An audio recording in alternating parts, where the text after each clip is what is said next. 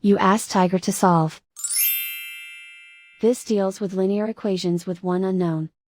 The final result is y equals 13. Let's solve it step by step. Simplify the expression. Simplify the arithmetic.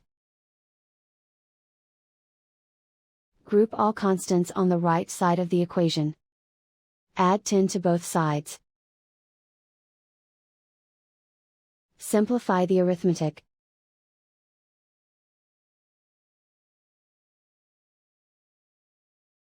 Isolate the y. Divide both sides by 3. Simplify the fraction. Find the greatest common factor of the numerator and denominator. Factor out and cancel the greatest common factor. And so the final result is y equals 13.